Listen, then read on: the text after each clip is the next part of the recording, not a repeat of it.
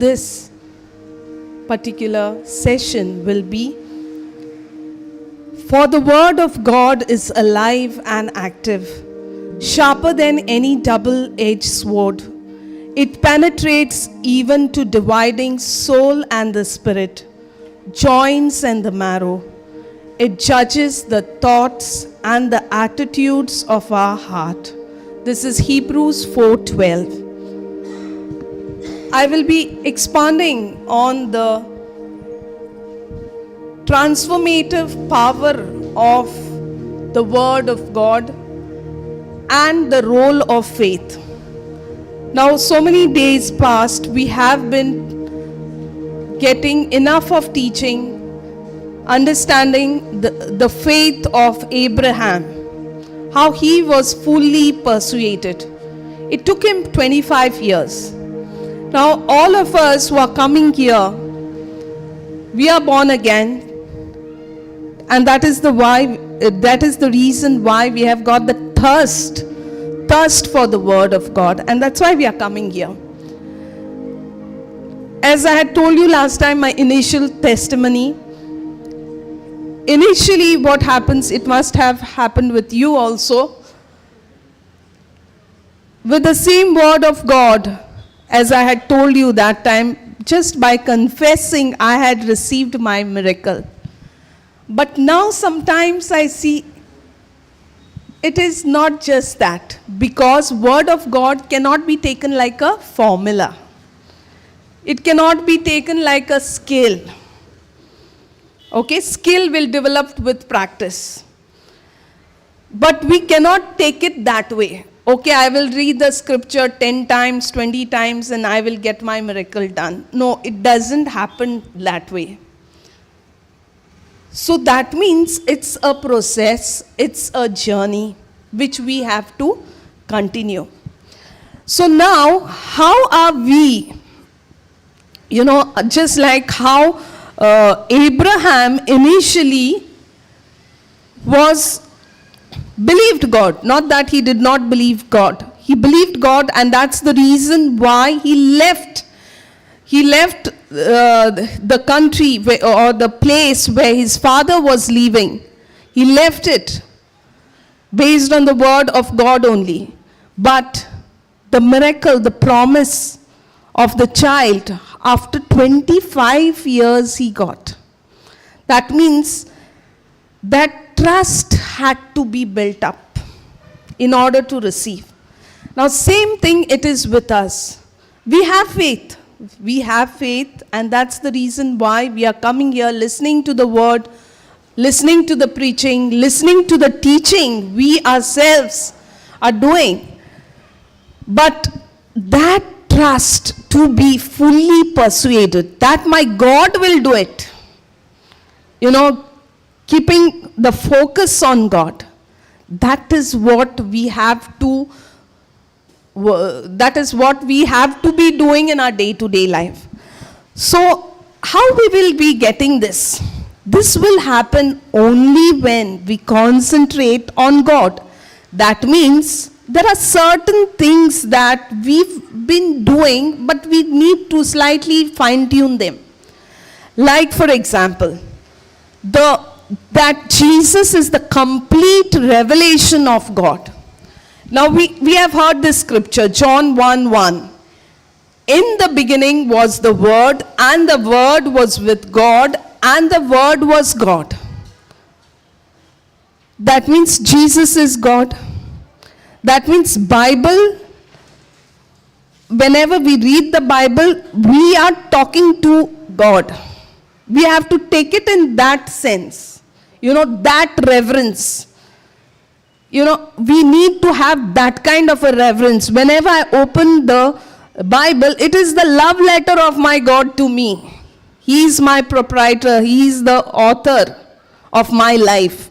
So I have to, whenever I read, it should be with that utmost reverence. That is how the trust will slowly build. You have seen whenever before marriage, you are in a courtship, that's the time you want to know about that person. right? And as you know the person, then you start trusting that person. The love builds up, the trust comes. So it's a slow process. So that means we also have to keep on the trust when it will come, when we have to keep on renewing our mind, what we were doing otherwise, now we have to align it with the Word of God. More love will develop for God, more trust will come. So that faith to trust is in that process of the journey we are right now. So we have seen that in the Old Covenant, many prophets came and told us about God. Prophet Isaiah, Jeremiah, Ezekiel. But we did not have that clear picture until Jesus came. They gave us, like I would say, sometimes when we travel by car, okay, and suddenly it rains, then you see a frost on the screen, right? Something like that we had an idea of God. We knew God loves us, but we also knew that He's an angry God. Why did He had to cast Adam and Eve out of the garden? Some long notions we had. So this is what I want to tell you, that when Jesus came, it is that same Jesus who was there beginning with God, the Word. And it is the same Jesus who came on earth, or in this world. Okay, and it is the same Jesus who is there now in the scriptures, who is talking to us. So let us have that whenever we go to read the Bible, He is talking to me. The Word became flesh and made His dwelling among us. And we have seen His glory, the glory of the one and only Son. John 1:14. Here I would like to give you an allegory that there was a king who loved his people. But his people are not understanding that this king loves them. So what does the king do? He comes down from his throne and starts living among the people. That is exactly what our Jesus did. That is what our God did for us. To make us understand His love for us. He came down from that throne. He is divine, yet He lived like a man. So today I want you to have, maybe we have read this before, but I want you somewhere, it should touch us. Why don't we see miracles happening? They should happen now also. Sometimes we don't see. Why is it not happening? Why were they happening only during the time of Jesus? Why can't they happen now? If you are going through this kind of a situation, then it should happen. And why it should happen is what? By changing that, the way we perceive things, the way we perceive our God is what I want you to look at it, in a slightly different way. Not like I'm reading the scripture, not that way, but that is when you are reading the scripture, you are talking to Jesus. Jesus is talking to you. Let it be like this. How you are talking to a person, that way it should be. Now, you are all aware that at different times God had different covenants with us, with men. First was with Adam he had. Then he had with Noah. Then he had with Abraham. He had with Moses. He had with the covenant of the promised land. He had with David. And the last, which was fully fulfilled, was by Jesus. And that is the new covenant. Now, why is it that the what is that difference? We will just try to look at it from the glimpse of God's plan. Now, covenant is something where two people get into a partnership, right? So that if one falls weak, the other can use, the resources of the other one, and that is how that partnership or that courtship works. Now here, it was a covenant of God and men, be it Abraham's. And the beautiful part of this, if you have seen, if you read it in Genesis 15, when the covenant took place and God told him to get one calf, one goat, one pigeon, 5 things, ram and turtle dove. When he tells him to get this, when he slains them, when he cuts them into 2, that is the time, if you read there, Abraham, it is said, Abraham falls asleep. That means what? It was because when the actual fire is put forth, that is the time Abraham falls asleep, means Abraham is at rest. He has to believe in the rest. Okay, it is not about his efforts and his righteousness. Because God already had planned, he would send his son. He would send his son, and it was Jesus who would be fulfilling that. And that is what we see later. Be it the David's covenant also.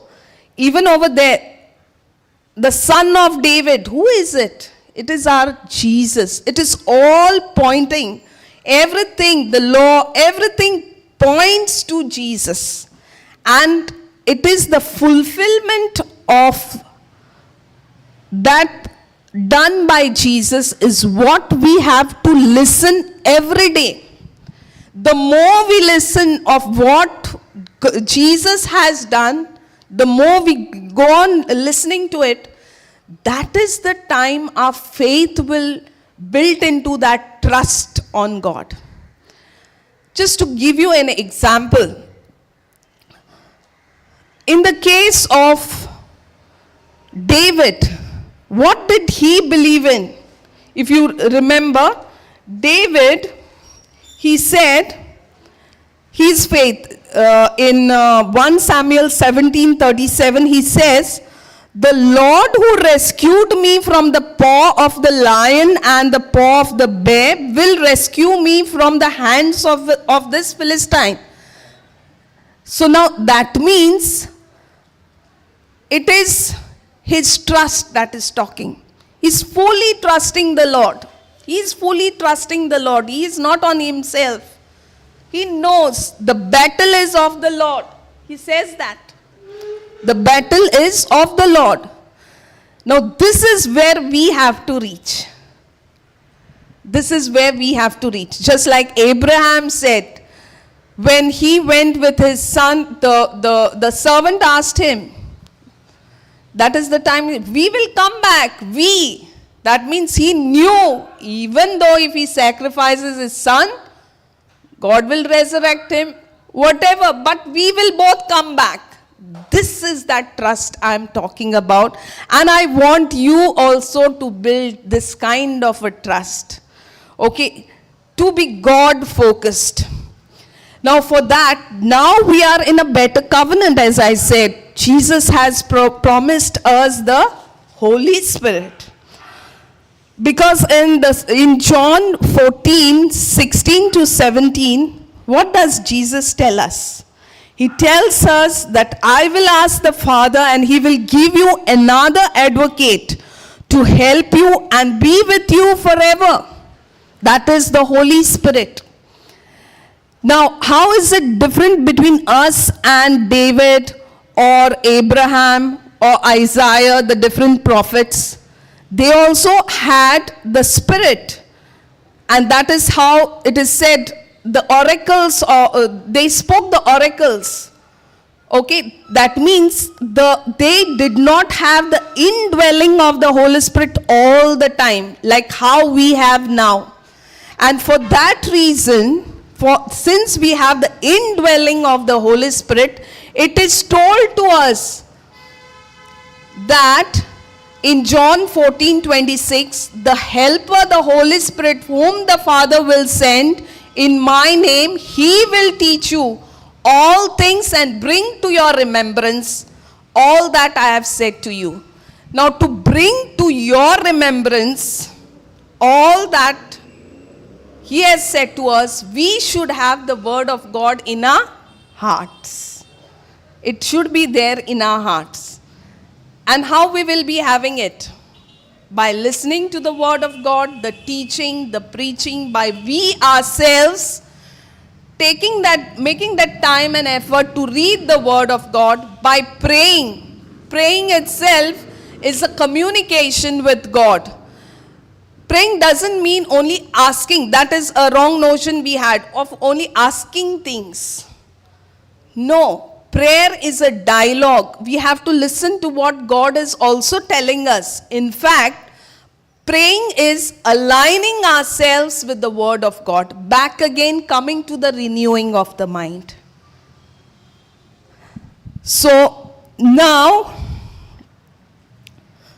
as I said, now to bring to our remembrance, something should be in the heart, right? That's why God said, in fact, in the scriptures it is said, Proverbs 4:23, above all else, guard your heart, for everything you do flows from it. Guard your heart from what? It is just like a gardener, when he plants or sows a seed, he takes care of it. The same way, the soil is our heart. Now, everybody knows what is the heart, right? It is not about the heart the cardiac part that I'm talking about, but it is the inner man. When I say the inner man, it is the conscience with which our will, our emotion is also involved. That's why it is told to guard the heart. Now, guarding that word which goes inside it, the word of God. So, the seed is the word of God. We have seen this in Luke 8:11-12. The seed is the word of God. Those along the path are the ones who hear. And then the devil comes and takes away the word from the hearts. That's the reason why we have to guard it. For that, the soil, our heart should be receptive. It should be receptive. It should be fertile enough. It should be fertile enough, a good soil.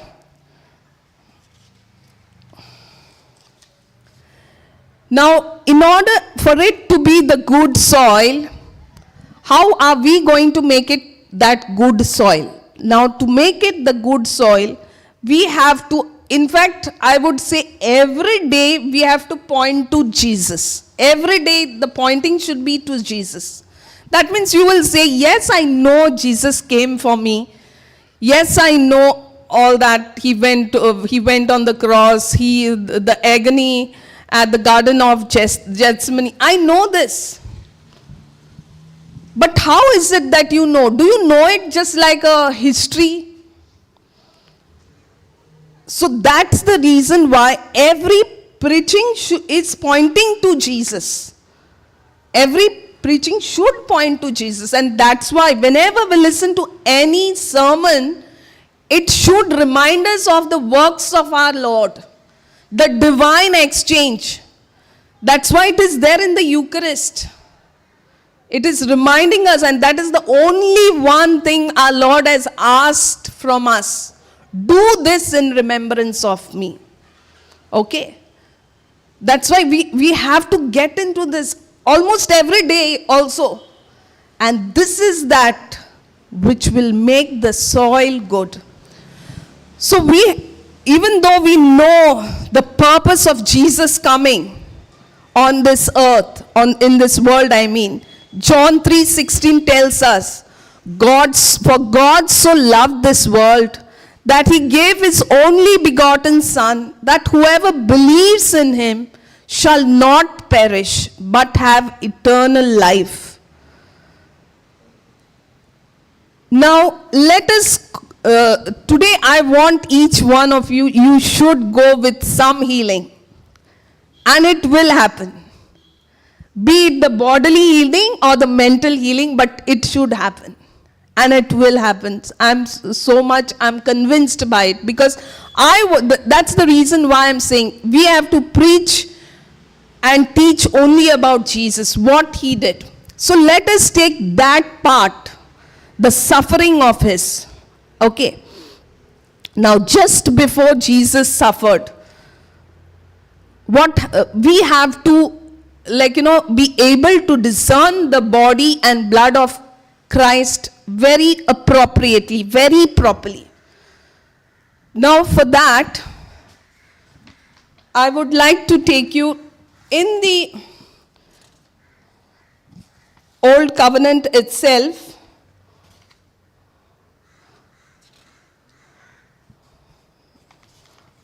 In the Old Covenant itself, how the Israelites, when they went out from Egypt, it is said that none of them were feeble. None of them were weak. Why were they not weak? What did they do and they left? What did they do that time and they left? Morning, sister has taken up. She spoke about the Passover. Right? So they ate the lamb. Okay. So now this is what I'm trying to tell you. We have to discern it properly. When we discern it properly, that means in the Bible it is said none of them were weak, were feeble. That means now we are also eating the body and blood of Christ. Right? We go for the Eucharist, we are also eating the body and blood of Christ. Then why isn't it that we are not getting, some of us, when you are sick, why isn't it that you are not seeing that miracle? You are not seeing that. Somewhere maybe I am not discerning the body and blood of Christ properly. Do I look at it just like elements? Now there are two parts to it, the body and the blood. Do I know it properly, what exactly happened, why the body is important, why the blood is important? Now when we go for receive the communion, you might say, okay, we are not given the wine, we are only given the host. So when we are given the host, how is it that you are taking? Jesus says it is the flesh. Flesh means what? Flesh has got body and blood. Both are there. So don't interpret, like this. I am taking only one. But you have seen the amount of miracles that have happened where people, whilst receiving the body of Christ, they have seen it in their mouth, as a piece of flesh. That means it is Jesus. And blood means life. Wherever it is reaching, it has to give you life. That's the reason why we even tell, whenever you are eating anything or drinking anything, say it is the precious blood of Jesus. Say it is the body of Christ. And eat it. I know we live in a fallen world. We live where sometimes science tells us this kind of food is not so good, fast food is not so good. But even if you are consuming that for some reason because you could not cook, even that time you can look at it as the body of Christ, as the blood of Christ, and nothing will affect you. Even today, people say about fruits also. They are injected, this, that. We hear. But when you are consuming it, don't get those thoughts. Get this thought that you are consuming the body of Christ. Now let me take you to what happened right from the Garden of Gethsemane till the resurrection. Now this should be there in your heart. In your heart, that is the soil. This should be there every day. Every day you have to concentrate on it. That's the reason why there are certain, even in our Father, give us today our daily bread. Why not monthly bread? Why not yearly bread? Why not 6 monthly bread? Why daily? Because God wants us to be connected to Him. That's the reason why even in the old covenant, manna was given daily. You know, that is how we'll come closer to God. God wants us to be connected to Him. He wants us that. He wants us. When we ask, He likes. Other people, with men, they don't. We cannot keep expectation. But with God, we can keep expectation. He is the only one with whom we can keep expectation. With men, you cannot keep expectation. After some time, however good the friendship or the relationship is, somewhere it will sour off. Because you are keeping too much of expectation. But our God is the one who is telling us, keep expecting from me. So let us today go from the agony, from what God suffered. Because I want you to go with the healing, I said, from here. So if I want you to go with the healing, we have to talk about what was the purpose. We already know the purpose why Jesus came, and at least the part, right from the agony in the garden till the resurrection, we need to know it. So let us concentrate on it. What happened in the agony in the garden? The weight of our sin was on Christ. He prayed, Matthew 26:39. Father, if it is possible, let this cup pass from me. Nevertheless, not as I will, but as you will. Now, He bore the agony of every human being. Past, present, future. Those who are not born also, even their agony. And His blood was like, He sweated blood, right? So that means it was so immense, the pressure. That's the time your capillaries, they burst. Now, at this moment, okay, the weight, whatever right now, you might be feeling something is really unbearable. Lord, I cannot. But you cannot suffer now. Because He has already borne that in the Garden of Gethsemane, then why are you suffering with it? Are you getting what I'm trying to tell you? So what we have to understand here is all this emotional kind of distress that we are going through, anxiety, everything He has borne.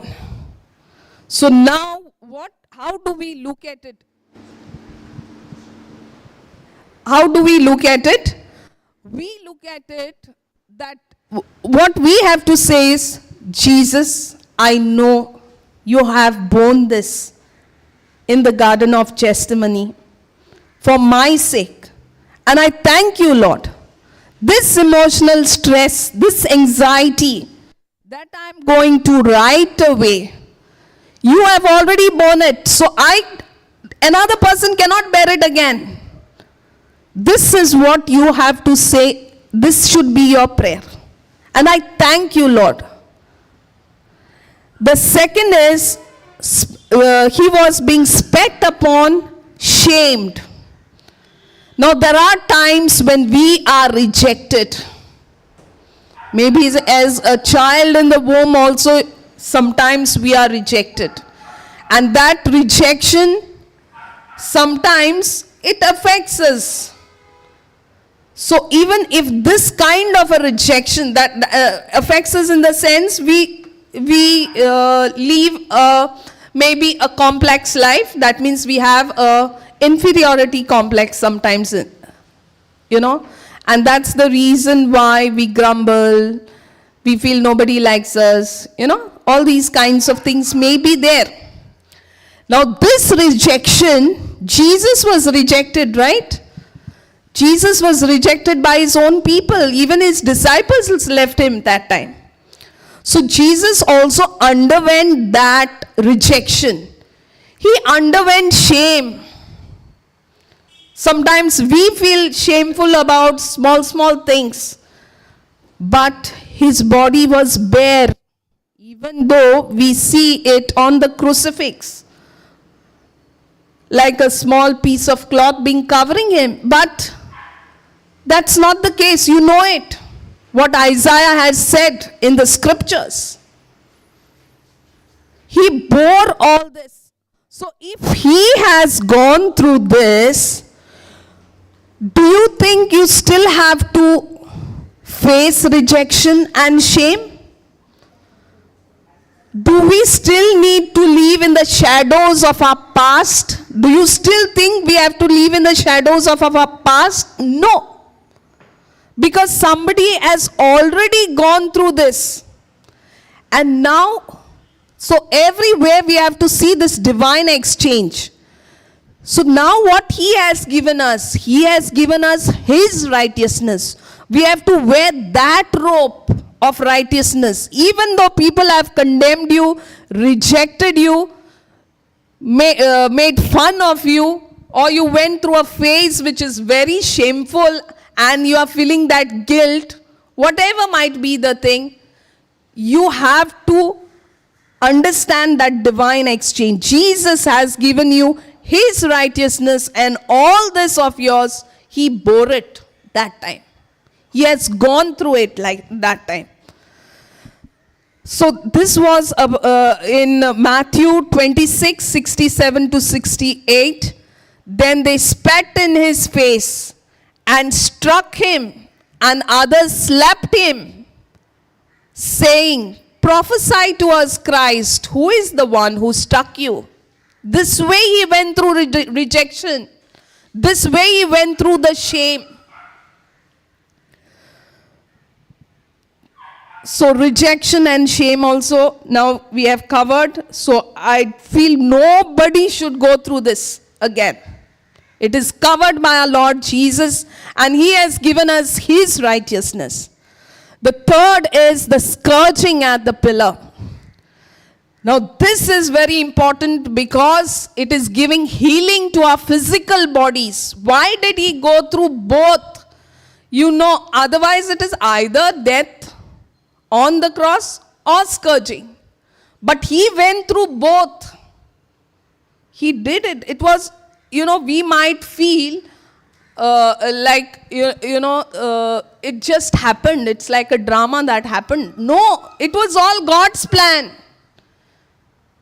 Even the high priest saying certain words, they were required, because that's how in the old covenant, when we say it's the shadow, old covenant, you require a high priest. When the lamp is being brought, all these things, if at all they have happened, they have happened for a reason, and it was the plan of God. Don't think that it was those people who brutally murdered him. No, it was the plan of God for our salvation. Now, what happened at the scourging at the pillar? It was very brutal. Even you must have seen the movie The Passion of Christ. There itself it is said that person, the person who portrayed as Jesus, who represented Jesus in that movie, he himself has gone through a lot of suffering, in the sense and they say it is just nothing as to what our Lord has gone through. It is hardly anything. But in that itself, he had to be hospitalized and all. So what I'm trying to say is, now you look at that, bring that sin in front of your mind. It was so brutal that the flesh of my Lord was torn for me and for you. It was torn. The body was broken. Every joint was out. Every joint. He was just like flowing water. Even though we see the crucifix today, it is not like that. He was just like flowing water. It is already said in Isaiah so many years back. It was prophesied. This is how my Lord would take care of us for our salvation. The lash of the whip, you can imagine the lash of the whip had pieces of glass, rusted, all these rusted pieces, and every time one slash was put, there used to be flesh that would come out. Flesh was coming out. So you can actually imagine the ribs and the flesh, both the sides, front as well as back of my Lord, had already come out. Why was it like that? 39 lashes my Lord took for us. 39 lashes. That means all the kind of diseases and sicknesses that are there, that were there, and that will be coming in the future are already taken care by my Lord. We think of some sicknesses as grave. I don't want to take the names also. Even those are covered. Because in Isaiah 53:5, by his stripes we are healed. Those lashes represent the sicknesses, those afflictions, those diseases, those physical afflictions that plague the entire humanity. Jesus died for everyone. So now, whenever you are facing any illness, back again you have to look at the divine exchange. We turn to the stripes of Jesus, what he took. If you are having a joint pain, if you are getting any rash, two people cannot suffer. Your Lord has already suffered for you. Just look at it in this, okay? Look at it. You can even use your emotions into it. Feel it. That's why I'm telling you, bring that picture in your mind. God has given us a beautiful thing, that is imagination. Bring it in your mind.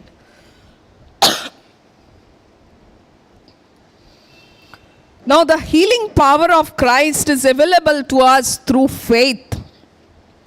And when we ask for his healing touch on our bodies, trust the divine exchange that took place through his suffering.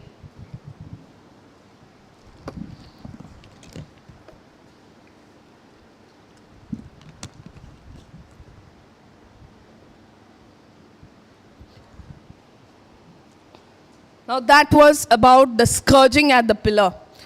The next thing what we are going to think about and discuss about, or rather feel about also, I would say, because I want you to put your emotion also into it. Carrying of the cross. The carrying of the cross, I already told you, he was like water. In that my Lord took the cross. He could have given up there itself, but he did not do. He took the cross. That was the heavy weight of our burdens. He was weak. He was totally blooded. But still he took the heavy cross up to Calvary. Every step was a struggle to him. Every fall, a testament to the immense burden he bore. Not just the physical weight, but the weight of our sins, our failures, our brokenness. Because it is said in Isaiah 53:4, surely he has borne our griefs and carried our sorrows. Now here, what are those heavy burdens that we are talking about? Sometimes we have got fears, we have got some guilt, we have got some regrets, and we live in the past. That is that heavy burden I'm talking about, which Jesus took, and he fell down also for your sake, because he doesn't want you to fall. Whatever you're carrying today, Jesus offers to take that load off from you. Just remember this. To heal you from the weight of that crushing, that something that is crushing your spirit. I know he has taken it right away. The guilt, the regret that is there, that is the divine exchange. And he has given you his righteousness, and now you are wearing that robe of righteousness. Now what happened at the cross? The cross is for our forgiveness and redemption. Jesus hung on this cross. He did not die at once. He did not give up his spirit at once. He hung there in agony. He looked at his tormentors and he said to them, Father, forgive them, for they do not know what they do. Luke 23:34. In that very moment also, he chose to forgive to those who crucified him. And through his death, Jesus has forgiven us of our sins and redeemed us from the curse of the death. So today, if anybody tells you there is a curse on your house, there is this, please don't believe that. He has finished it, everything for you. You don't have to think about this. This is the greatest healing. The healing of our souls. That is what I'm saying. If someone tells you all happens in the mind, the healing of our souls from the sin. The cross is the place where this divine exchange took place. He gave us his righteousness, his forgiveness. And then the tomb and the resurrection. What does the tomb and the resurrection tell us? It tells us about on the third day he rose again victorious over death. In Matthew 28:6, when the ladies go in search of him, what was said? He is not here, for he has risen. This is an expression of new life. So this is what I'm trying to tell you. Whatever that old passed away, now you are wearing the new robe of righteousness because you are completely forgiven. And now you have a new life. From now on, this present and the future, nothing of the past. Your past is gone. Through his resurrection, Jesus offers us new life. Death no longer has a final word, and in Christ we are promised eternal life. So, I think I have tried to cover the from the agony till the resurrection.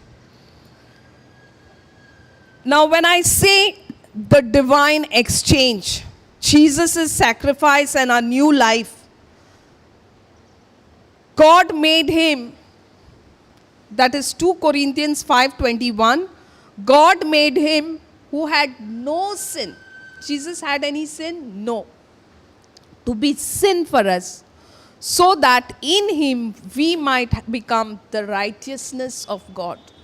So this is clearly written, my brothers and sisters. We only have to be at rest and believe. This is our only job.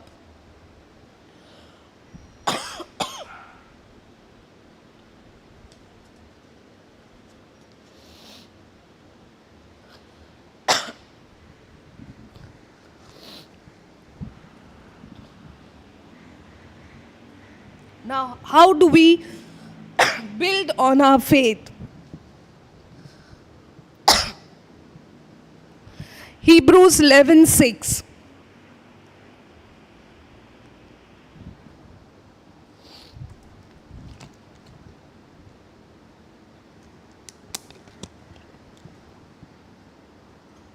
Listen to this scripture.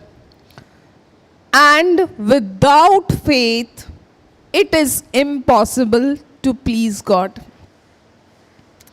Our God is not an emotional God. He is a spirit. And like him, we are also spirits. Last time I had already covered this. We are a spirit, we possess a soul, and we live in a body because we are living in this world. God is not someone who moves by emotions. God only keeps his promise. And his word is like a law. This is how you have to understand God. Okay. Now what pleases him is our faith in him, because he has done all this for us. Right?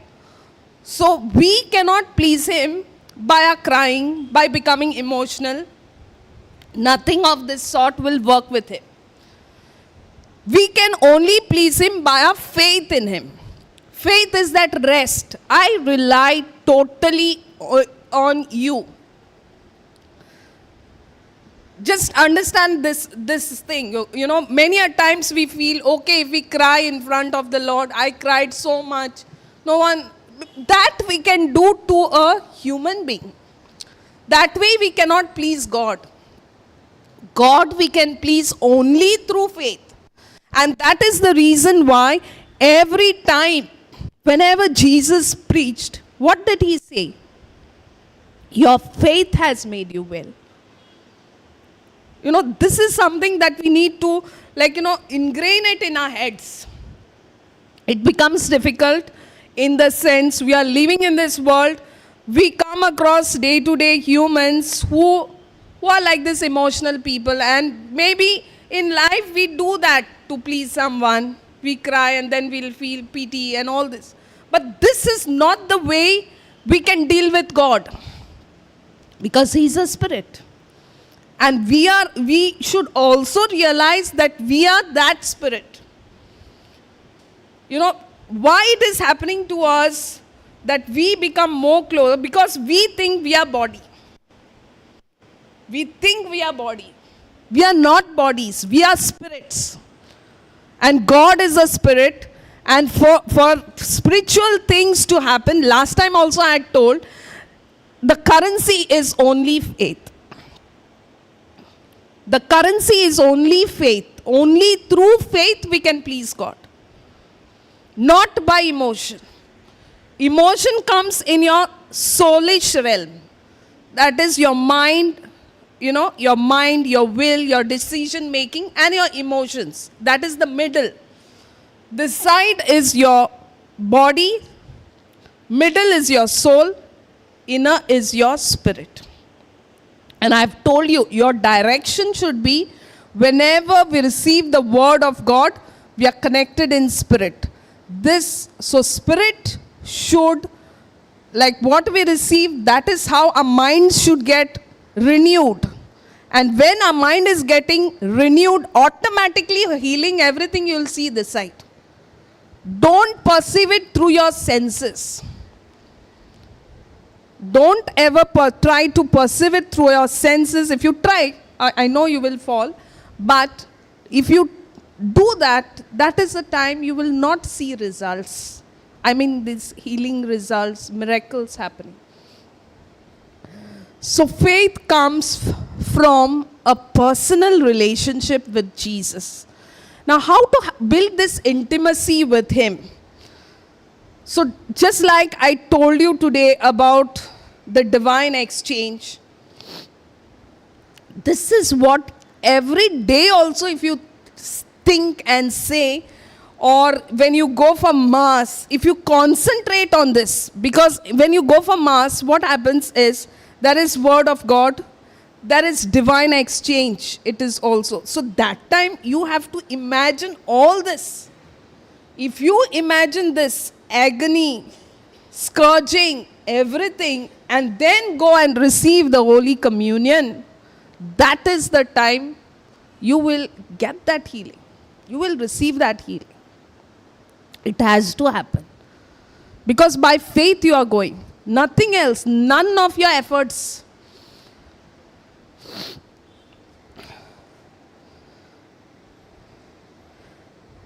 In Romans 8:26, the Spirit helps us in our weakness. Through the Holy Spirit, we can walk in victory, confidence, and purpose, fulfilling God's plan. Now we also know the scripture. Romans, faith comes by hearing, and hearing by the word of Christ is said. By the word of God, but moreover it is word of Christ. What is this word of Christ? Word of Christ is the gospel. You have seen in this this is my Bible with a bigger print. Wherever Jesus has spoken, it is said in red. Okay, it is shown in red. So what you have to read that part again and again. That part you read again and again. That is that word of Christ. What Jesus spoke directly. Of course, Holy Spirit also spoke through Apostle Paul. That is also the word of God only. But what I'm saying is, if you are in need of something in your life, like a healing or something, please do this. Please do this. Go on reading the word of Christ. That's why I'm saying, go on. Even if you see the movie Passion of Christ again and again also, it would be good. Because that is how the imagination, because I have seen, whenever I go for a movie, that impact of that movie is there for some time on your mind. So this part, that agony, scourging, I know it is very traumatic to look at it, but that my Lord did for me. You see that. When you see that healing, what you want for your body, it should happen. It should happen. Don't concentrate, I'm getting this pain. Don't concentrate. When that pain is coming, you look at that movie. You see that, you read those red lines which Jesus has spoken. And you are sure to get this. Or you listen, go on listening. You ask all those people who have received healings from major sicknesses. They have been listening to the word of God for 16, 18 hours. So that means what is happening there? They are completely God-focused. You have to be God-focused. Your focus should be on God. Even in the midst of you doing something, you ask those people. That's the reason why these testimonies are very important. They help us to how to lead our lives on earth. Just like Mother Mary also. She's the epitome for us to understand how she led her life. you know, you as parents, how we deal with our children. At times even she must have got confused. Why Jesus is saying this word to me? You know, you know, when he got lost, it was looking like it must have taken her aback, but she remained silent. That is the beauty that we have to take from her. When the angel Gabriel came and told, and how she obeyed, you know, that fiat, yes, I am the handmaid of the Lord. These words to come. When to speak, when not to speak. When to remain silent. You know, sometimes, there are times, even I have seen in my life itself, it is best to remain silent at times. If a bad word is going to come out of your mouth, best is remain silent. Bad word meaning not the bad words otherwise I'm talking about, but if that word is going to create some kind of a bondage to you, you know, by you uttering it, best is not to say it. And our Mother Mary knew that. She knew that. So many people must have said so many things to her about Jesus. Especially when he was going through this agony, she was also there with him. You think the people who were there must have not said? She remained silent. She knew her griefs. But she also thought of us just like Jesus. She knew that divine plan of God. And she was that supporter. And we need to be, if we cannot, like, you know, not all will be, but we can be supporters. There might be people talking, you know, as a group, in your office or somewhere. You also feel like saying something. Don't say. When you know it is going against the word of God, don't say. Remain silent. Previously, yes, we were doing that, the wrong things, because we were not knowing it. Now don't do it after knowing the word of God. These are those weeds. We have to only plant seeds and not the weeds. And even if by mistake you have planted a weed, you can uproot that weed in the name of Jesus. And after that, don't do it again. Don't go on by mistake. Every time you cannot, no?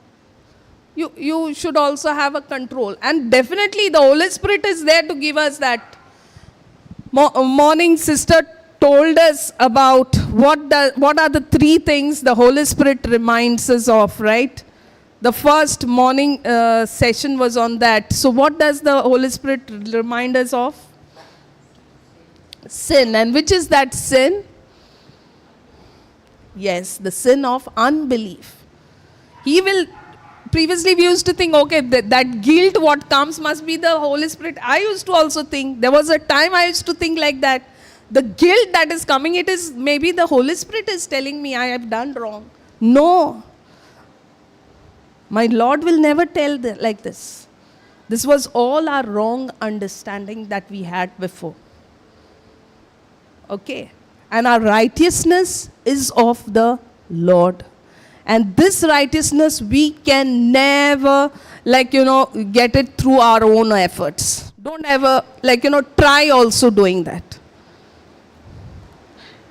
It is only on believing. Actually, he has made, that's why it is the good news, no? You don't have to do anything. You only have to believe. But that believing only is like a problem to us. It's like the biggest hindrance to us. We are thinking everywhere in this world, we cannot get anything free just like that. And here God is giving us everything free. Yes, that is the good news. That is the gospel. God has given us everything free. We only have to believe. Even that belief, that faith, what is there, it is of God. The grace what we get is of God. Everything is of God. Everything that we have is of God. So we only have to keep ourselves aligned with the Word of God, and that can happen only by listening. Keep on listening in your free time. Even just before going to sleep. I know sometimes to read it becomes difficult, but since I'm a computer person, I'll tell you, PDFs and all, e-books, or even the Bible, you can put it on, set it aloud. Okay, let it run. Like YouTube, definitely you might be putting aloud, and you can, because it becomes difficult now to because of the screen time, our eyes also sometimes ache, right? So that's why I'm saying, even text, you can make it read aloud for you.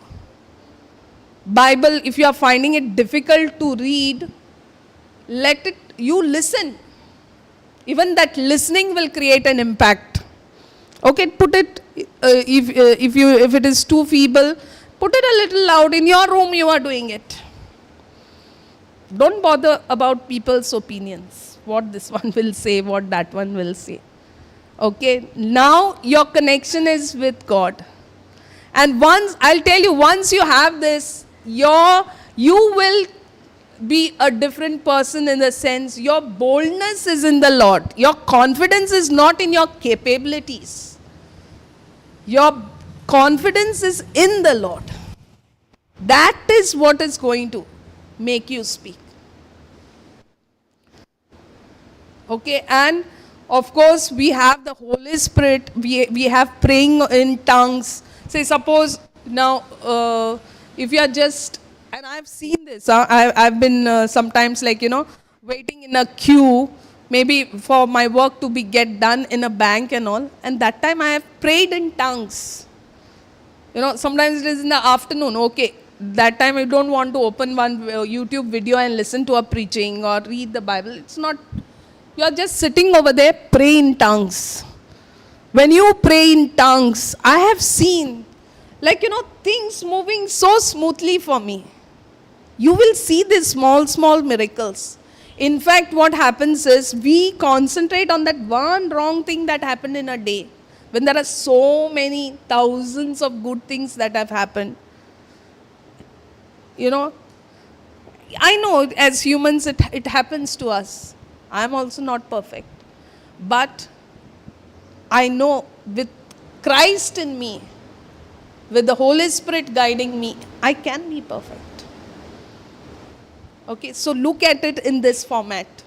The way, even when you're driving, or when you're just sitting in a bus, there are other thoughts that will come. Previously we used to listen to who is talking around, we were more to the sense knowledge. But now, even in the midst of someone in a big crowd also, you can be still talking to God. This is what I want you all to do. In the midst of a big crowd also, you can still be connected with the Lord.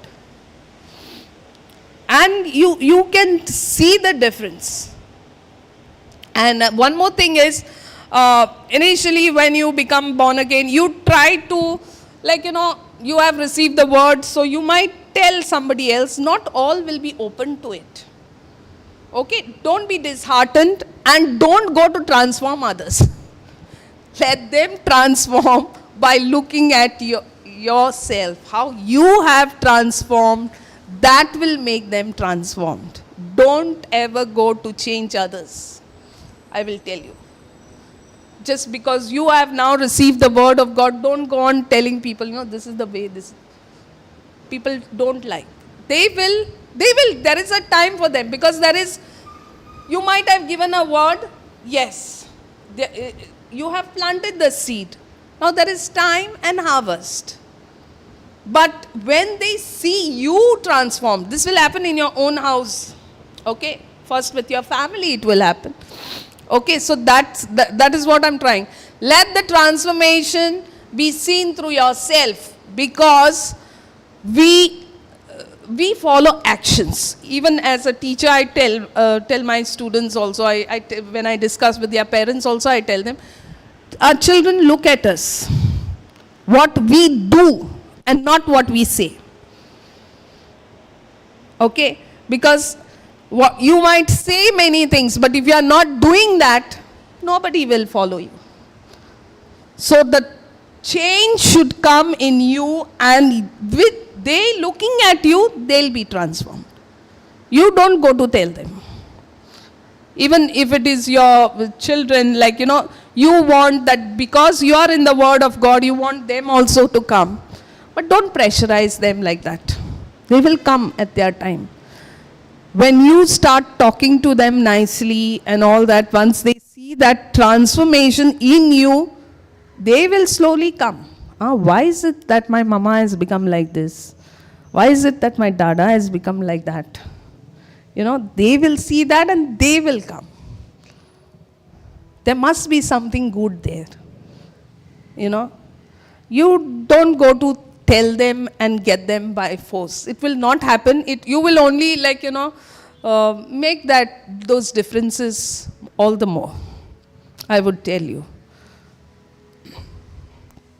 Okay, praise God.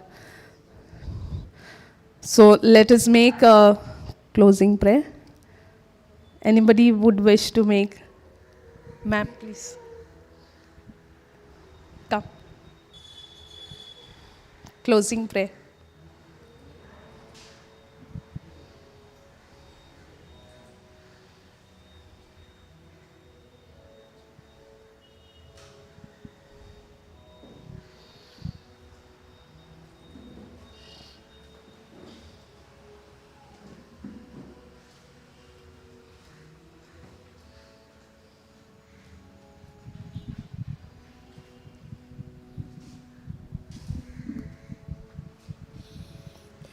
Praise the Lord. Our loving Father, I want to thank you and praise you from the bottom of my heart for this day, for this beautiful, wonderful day that you have blessed us with, Lord. And yes, Lord, it was our sister Anisha who gave us a teaching in the morning, and now Sister Tracy on your word, Lord. Your word, Lord, is a lamp unto my feet and a light unto my path. Your word, Lord, is life to us. Your word, Lord, is health and healing to us, Lord. It's your word. In the beginning, you said it was your word, Lord. And that word should penetrate deep down in our hearts, Lord, each day, each moment of our lives, Lord Jesus. As Joshua said, in 1:8, meditate on the word of God day in and day out. Yes, Lord, give us that grace, your power, your strength, Lord, each day, each moment of our life, to be totally dependent on your word, because your word is so much in richness, Lord Jesus. Fill our hearts, our minds, our spirit, Lord Jesus, with that word of yours, Lord Jesus. Empower us, O Spirit of God. Strengthen us each day with the powerful anointing as your helper, our teacher, our guide, our intercessor, our advocate, our everything to us, our all and all, O Jesus. Yes, Lord, thank you from the bottom of my heart, as I said, Lord, your word. And it is your word that will lead us, that will lead our life, Lord Jesus, so beautifully. Because apart from you, we cannot do anything. We have to abide in you and you in us, Lord Jesus. For apart from you, we can absolutely do nothing, Lord Jesus. It is your word that gives us that consent, Lord, to lead our life beautifully, spiritually, with spirit-filled, Lord Jesus. As I said, empower us, Lord Jesus, each day, each moment of our life, Lord. I make this prayer in Jesus' powerful name. Amen. Thank you, God. Thank you, Jesus. Thank you, Abba Father. Thank you, our Lord Jesus. Thank you. Thank you, Sister Tracy, also.